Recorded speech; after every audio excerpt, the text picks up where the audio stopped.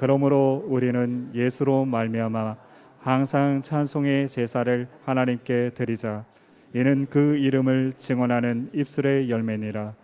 오직 선을 행함과 서로 나누어 주기를 잊지 말라. 하나님은 이 같은 제사를 기뻐하시느니라. 너희를 인도하는 자들에게 순종하고 복종하라. 그들은 너희 영혼을 위하여 경성하기를 자신들이 청산할 자인 것 같이 하느니라.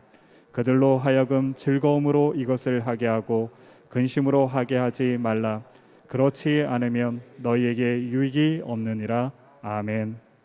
오늘 말씀의 제목을 한번 따라 하실까요? 하나님께서 기뻐하시는 제사. 이태리 밀라노 대성당의 입구에 십자가가 있고 그 십자가 주변으로 라틴어로 이런 글귀가 새겨져 있다고 합니다. 십자가 오른쪽 밑에는 우리를 즐겁게 하는 것은 모두 순간적인 것이다.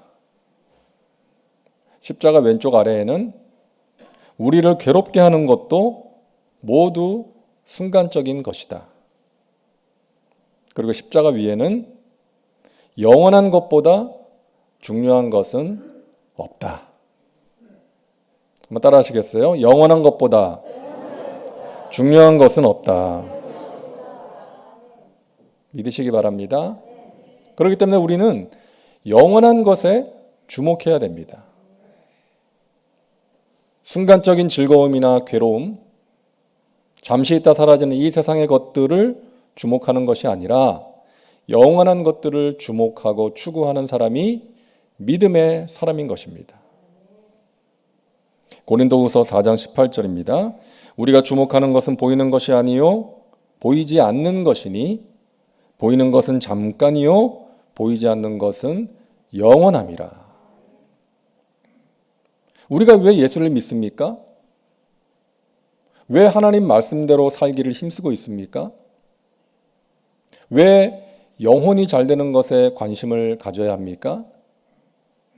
이러한 것들이 눈에 보이지는 않지만 영원한 것이기 때문이죠. 영원한 것에 관심을 갖는 사람은 하나님의 기쁨이 되는 삶을 추구합니다. 우리 교회의 목표잖아요. 주님의 기쁨이 되기를 힘쓰는 교회. 고린도후서 5장 9절 말씀 우리 같이 한번 읽겠습니다. 그런즉 우리는 몸으로 있든지 떠나든지 주를 기쁘시게 하는 자가 되기를 힘쓰노라. 아멘. 여러분, 사도 바울의 인생관이요 목회 철학이었습니다. 내가 살아서 이 땅에 거하든지 죽어서 이 땅을 떠나든지 나의 관심은 주님을 기쁘시게 하는 것이다. 그것을 위해서 힘쓴다 라고 이야기를 합니다. 사도 바울은 주님을 기쁘시게 하는 삶을 살기 위해서 힘썼습니다. 고난의 길이었지만 복음을 전하기 위해서 힘썼고요. 자신의 마음을 요동치게 하는 많은 일들이 있었죠. 마음을 지키기 위해서 힘썼고 그러기 위해서 항상 깨어서 기도하기를 힘썼던 것입니다. 여러분, 주님의 기쁨이 되는 삶은 저절로 되지 않습니다. 저절로 되지 않아요. 힘써야 됩니다. 항상 깨어서 기도하기를 힘써야 됩니다. 하나님 말씀을 듣고 행하기 위해서 힘써야 됩니다. 선을 행하기 위해서 힘써야 됩니다. 미움, 다툼, 시기, 질투 버리고 서로 사랑하기 위해서, 사랑으로 하나 되기 위해서 힘써야 됩니다. 오늘 본문에서도 권면합니다. 하나님께서 기뻐하시는 제사를 드립시다.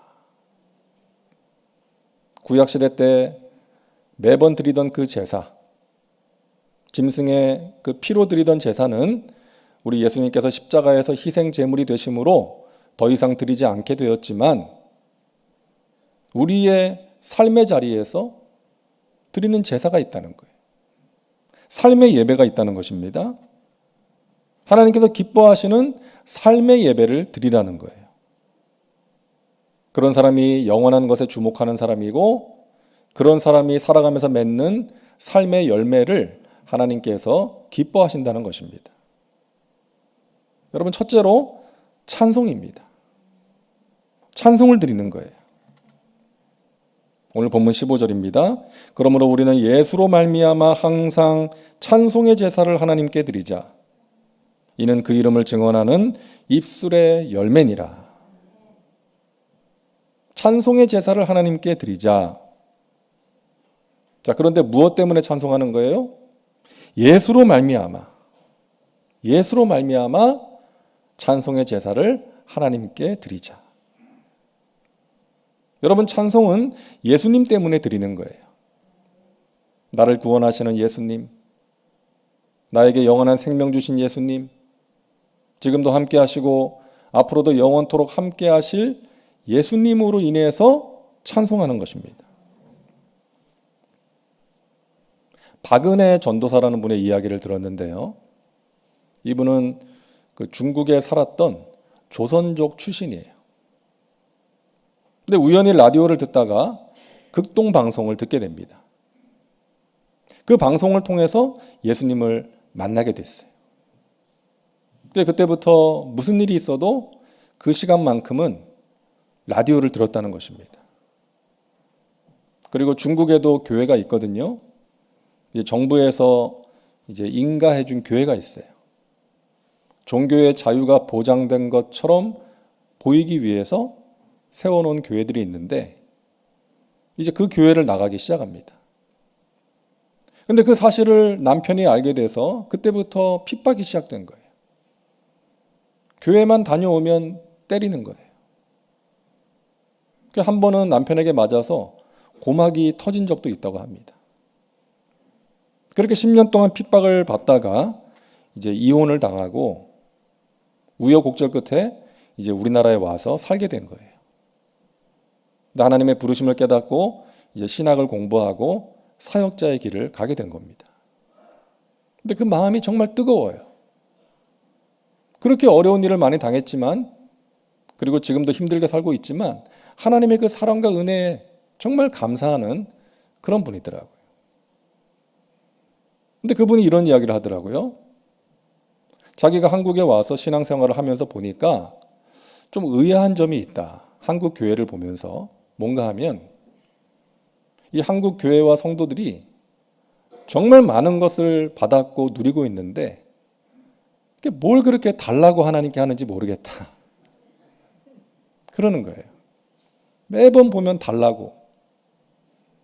중국의 성도들은 그 환난 중에서 힘들게 신앙생활을 해도 하나님 감사합니다. 나를 구원해 주셔서, 나를 사랑해 주셔서 감사합니다. 그 은혜에 보답하기 원합니다. 나를 사용해 주세요. 이런 기도를 많이 하지 달라는 기도 그렇게 많이 하지 않습니다. 그 말을 들으면서 제가 좀 찔림이 있고 또 한편으로는 감동이 되었습니다. 여러분, 우리의 기도는 주로 달라는 기도 아니에요? 물론 우리에게 있는 문제와 필요한 것들을 하나님께 구하는 것은 자연스러운 것이지만 하나님께서 이미 우리에게 귀한 것들을 많이 주셨는데 그것에 감사 찬송하지는 못하고 없는 것, 부족한 것에 주목하면서 낙심하고 원망하고 달라고만 하는 것은 아닌지. 우리 인생을 돌아보면 하나님께서 우리에게 주신 귀한 것들이 많이 있지 않습니까? 여러분, 감사 찬송 드리시기를 바랍니다. 추수감사주일에만 감사 찬송 드리는 것이 아니라 우리의 평생의 삶에 있어서 예수로 말미암아 하나님께 찬송의 제사를 올려드리시기를 바랍니다. 간구의 기도 드리기 전에 감사의 기도를 먼저 드리세요. 하나님께 감사 찬송하며 살아가시기를 바랍니다. 예수로 말미암아. 그리고 15절 말씀을 보니까요. 그러므로 우리는 예수로 말미암아 항상 찬송의 제사를 하나님께 드리자라고 말씀합니다. 찬송의 제사 앞에 뭐가 붙어 있어요? 항상. 찬송은 내 상황이 좋을 때, 문제가 해결되었을 때, 일이 잘 풀릴 때, 기분이 좋아서 드리는 것이 아니라 항상 드리는 거예요. 높은 산이 거친 들이 초막이나 궁궐이나 내 주 예수 모신 곳이 그 어디나 하늘나라 하면서 찬송하는 것입니다. 높은 산에 있든지 거친 들에 있든지 초막에 거하든지 궁궐에 거하든지 주님이 나와 함께 하시기에 찬송하는 거예요. 광야에서도 푸른 풀밭에서도 찬송하는 것입니다. 초대교회 성도들이 이런 찬송의 제사를 드렸잖아요. 초대교회의 모습을 사도행전 2장에서 이렇게 기록하고 있습니다. 46절과 47절에 날마다 마음을 같이하여 성전에 모이기를 힘쓰고 함께 식사를 하며 기쁜 마음으로 교제하고 하나님을 찬송하였습니다. 사람들이 그 모습을 보고 그들을 칭찬하였습니다. 하나님께서 구원받는 사람들을 더해 주셔서 날마다 그들의 수가 늘어났습니다. 여러분, 이것이 교회가 추구해야 되는 본질이에요. 첫째는 성전에 모여서 예배하기를 힘쓰는 것입니다. 우리가 요즘 이 코로나 때문에 제한적으로 모일 수밖에 없고 또 어쩔 수 없이 집에서 영상으로 예배를 드리고 있지만 하나님께서 의도하신 교회의 모습은 성전에 모이기를 힘쓰는 거예요. 함께 모여서 예배하는 것입니다. 그래서 초대교회 성도들이 그 로마에 가진 핍박과 위협 속에서도 모이기를 힘썼던 것이죠. 둘째로 교제입니다. 교제하는 거예요. 성도들의 교제. 함께 식사하면서 또 서로를 위로하고 서로를 위해서 기도하고 사랑을 나누는 것입니다. 그리고 셋째는 하나님을 찬송하는 거예요. 초대교회는 로마의 박해 속에서 가난했고요, 힘들었고 미래가 불확실했지만 그들에게는 기쁨과 찬송이 있었어요. 성령이 주시는 기쁨과 찬송, 이것이 교회의 능력인 것입니다. 세상에서 지치고 낙심된 마음을 가지고 왔다 할지라도 함께 하나님을 예배하면서 또 교제하면서 하나님이 주시는 치유와 회복을 경험하는 거예요. 딱딱하게 굳어졌던 내 마음이 부드러워지는 거예요. 내 안에 기쁨과 찬송이 회복되는 거예요. 하나님이 주시는 치유의 은혜를 체험하는 것입니다. 우리 교회가 그런 능력이 있는 교회 되기를 간절히 바랍니다. 여러분, 그런 교회가 될 수 있도록 기도해 주세요. 성령이 주시는 기쁨과 찬송이 내 안에, 우리 교회 안에 회복되게 하여 주시옵소서. 여러분, 우리는 천국 생각하면 영원히 사는 곳이라고 생각하잖아요. 영원히 사는 곳. 근데 생각해 보면 여러분, 지옥도 영원히 살아요. 그죠? 이 영원의 시간을 생각하면 둘 다 같은 거예요. 영원해요. 천국도 지옥도. 그래서 영원의 시간이 중요한 것이 아니라 영원의 질이 중요한 거죠. 천국이 우리에게 복이 되고 소망이 될 수 있는 이유가 무엇입니까? 그곳에는 사랑이 충만하고 기쁨이 충만하고 감사가 넘치기 때문이에요. 지옥에는 그렇지 않아요. 기쁨과 감사와 찬송이 없는 곳이 지옥이에요. 불평과 원망과 탄식과 저주와 분노가 가득한 곳이 지옥인 것이죠. 우리의 마음에 무엇이 있는가가 우리의 마음이 천국이냐 지옥이냐를 결정하는 것입니다. 우리의 마음 속에 하나님을 향한 감사가 있고 성령이 주시는 기쁨과 찬송이 있으면 우리의 마음이 천국이 되는 것입니다. 우리의 가정도 마찬가지고 우리의 교회도 마찬가지예요. 하나님께서 다스리셔서 성령께서 통치하셔서 우리의 가정, 우리의 교회에 하나님이 주시는 기쁨과 감사와 찬송이 회복된다면 우리의 가정이 천국이 되고 우리의 교회가 천국이 되는 것입니다. 우리의 가정과 교회에서 큰 소리가 나면 안 돼요. 근데 커도 좋은 소리 있다 그랬죠? 3가지 있습니다. 기도 소리, 찬송 소리, 웃음 소리. 이 3가지 소리는 커도 좋아요. 클수록 좋습니다. 나를 구원하신 예수님, 나를 위하여 고난의 길을 기꺼이 가신 그 예수님, 나의 생명과 나의 소망과 능력이 되시는 예수님으로 인해서 여러분 항상 찬송의 제사를 하나님께 올려드리시기를 바랍니다. 그것이 하나님을 기쁘시게 하고 우리의 영혼을 살리는 거예요. 저와 여러분에게 이 찬송이 회복되기를 간절히 바랍니다.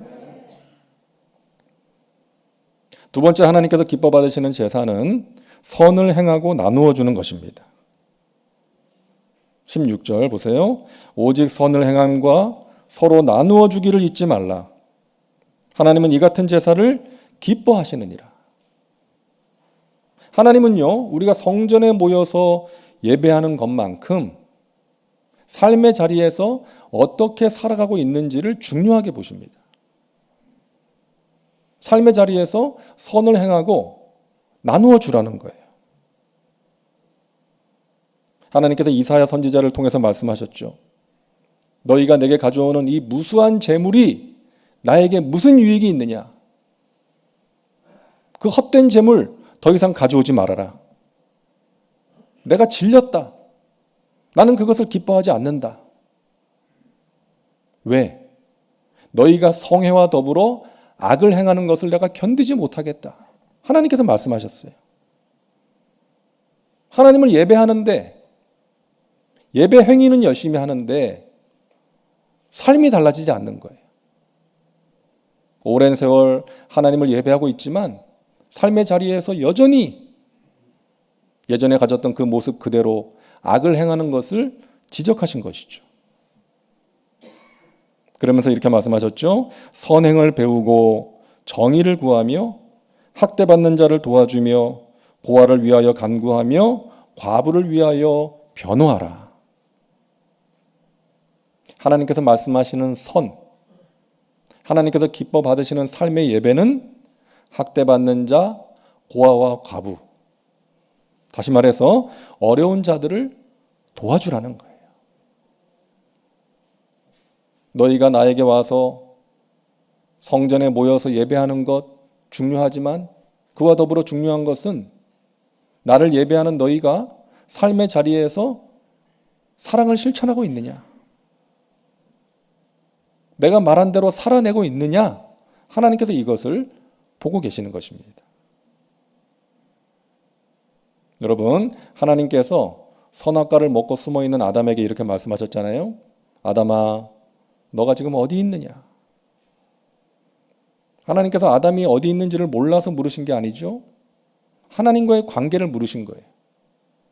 너 왜 내가 먹지 말라 그랬는데 불순종하고 선악과를 먹었느냐? 너와 나와의 관계가 지금 어떤 상태냐? 물으신 거예요. 하나님께서 분노와 질투심에 사로잡혀서 동생을 죽인 가인에게 말씀하십니다. 가인아, 네 동생 아벨이 어디 있느냐? 이 질문도 마찬가지잖아요. 하나님이 가인이 아벨 죽인 것을 몰라서 물으신 게 아니라 두 가지 의미가 있습니다. 먼저는 동생을 죽인 가인의 그 죄를 지적하시는 것이고요. 또 한 가지는 약자에 대한 책임을 말씀하신 거예요. 여러분, 가인은 장자예요. 축복권과 상속권을 가진 장자예요. 동생보다 많은 것을 가진 사람이고 힘이 있는 사람이에요.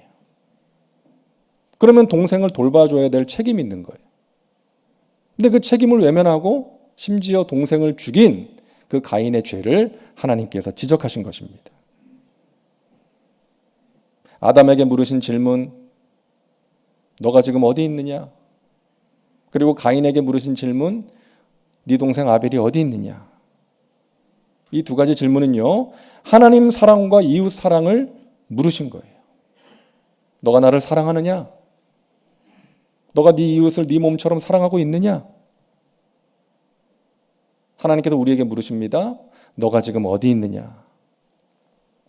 우리의 마음이 하나님께서 멀어졌을 때, 처음 사랑을 잃어버렸을 때 하나님께서 말씀하시는 거예요. 너와 나와의 관계가 지금 어떤 상태냐?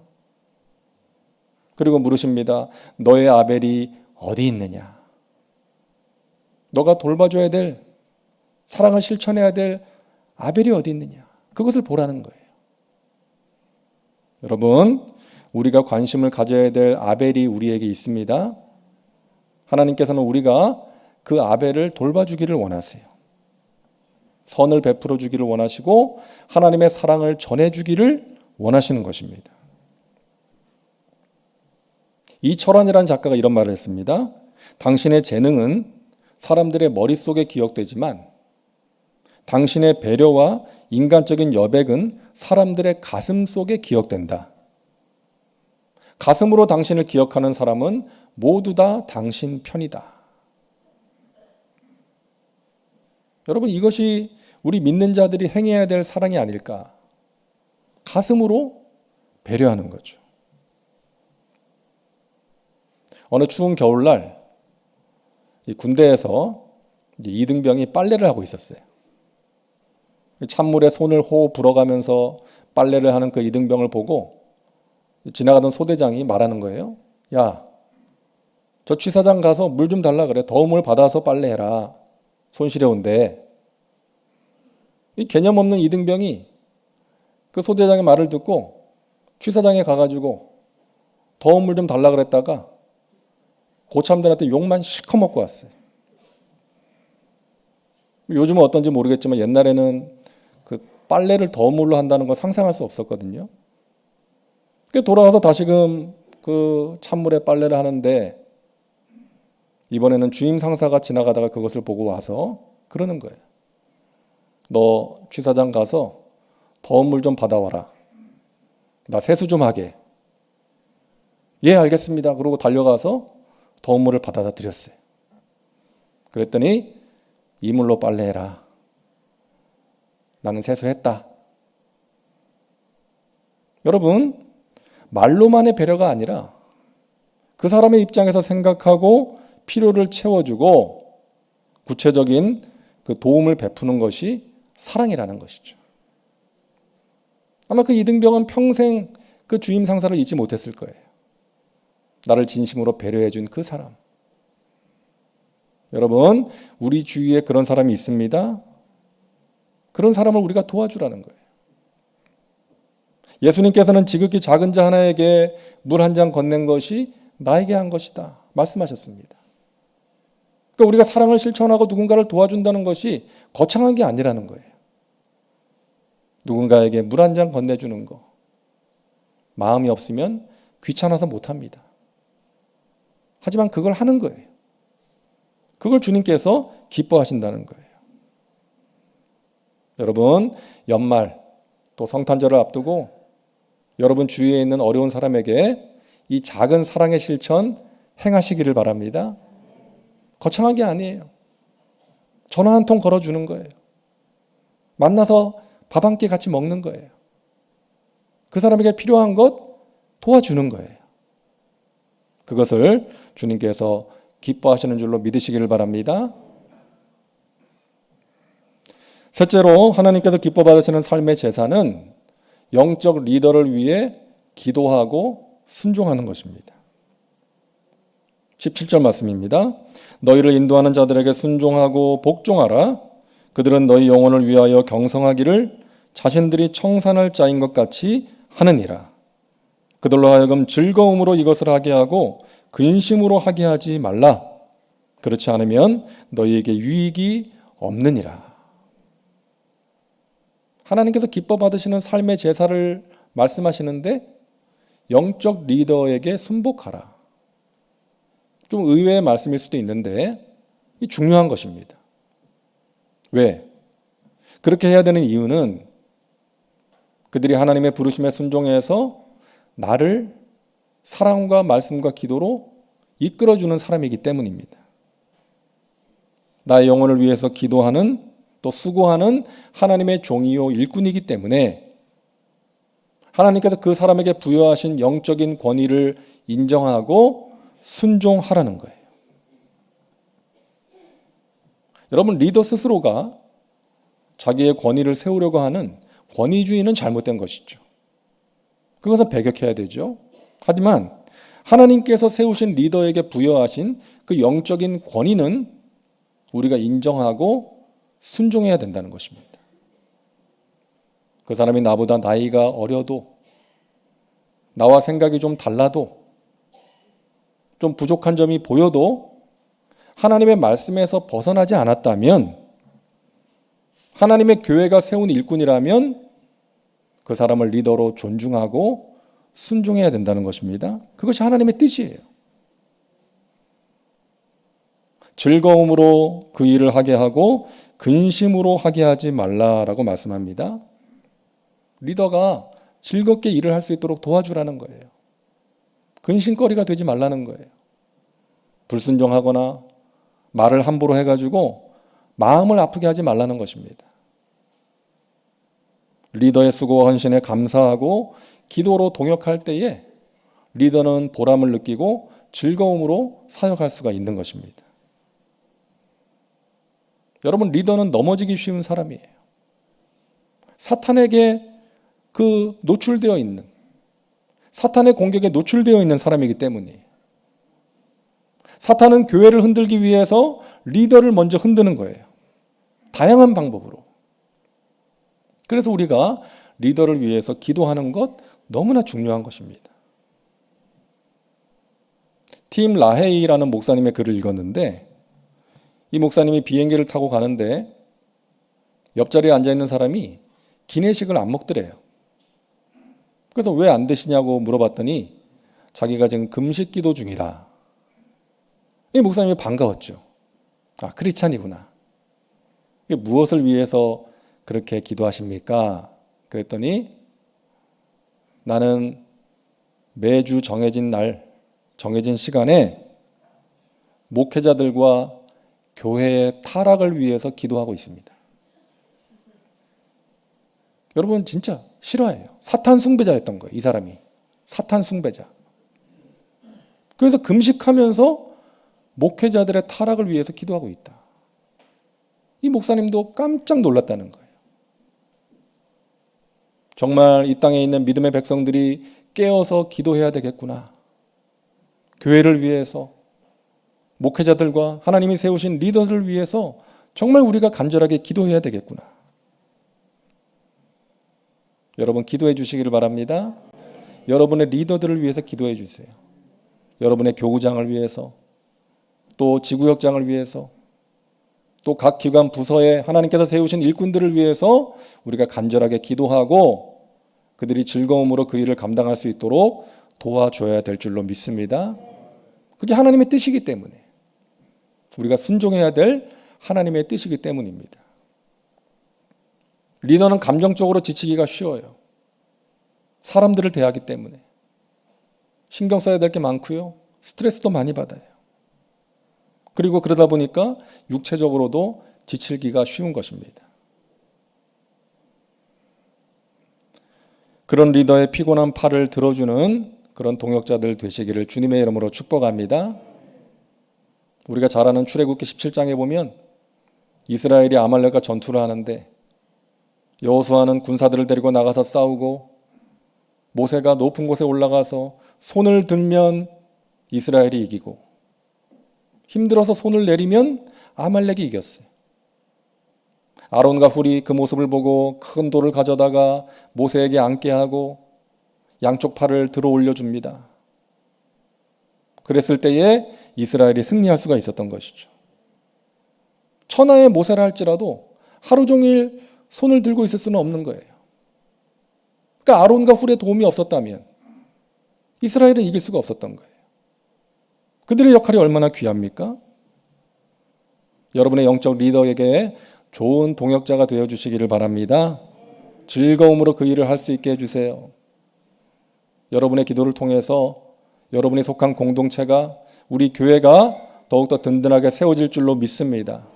여러분의 기도와 동역을 통해서 주님의 몸된 교회가 더욱더 부흥하고 하나님의 영광을 위한 귀한 통로로 쓰임받게 될 줄로 믿습니다. 여러분, 기도해 주시고 함께 해 주세요. 홀로 두지 마시고 리더를 외롭게 하지 마시고 함께 해 주세요. 우리 여성교회에 가서 봉사하시고요, 또 남성교회에서 봉사하시고 찬양대에서 또 우리의 다음 세대를 위해서 여러분의 헌신과 기도가 필요합니다. 주님께서 감동 주시면 여러분 꼭 순종하시기를 주님의 이름으로 축복합니다. 하나님께서 기뻐하시는 삶의 열매가 우리에게 있기를 바랍니다. 찬송의 제사, 예수님으로 말미암아 찬송할 수 있는 그 중심이 우리 가운데 회복되고 우리의 삶의 자리에서 선을 행하고 사랑을 나누어주고 영적인 리더의 좋은 동역자가 되심으로 우리 하나님을 기쁘시게 하셔서 하늘의 신령한 복과 이 땅의 기름진 것들 풍성히 누리고 나누며 살아가시기를 주님의 이름으로 축원합니다. 승리하시기를 바랍니다. 기도합니다. 하나님 감사합니다. 우리를 택하시고 구원해 주셔서 하나님의 자녀 삼아 주시니 감사합니다. 영원한 것에 주목하게 하여 주옵소서. 주님의 기쁨이 되게 하여 주옵소서. 주님께서 기뻐 받으시는 삶의 예배자가 되게 하여 주시옵소서.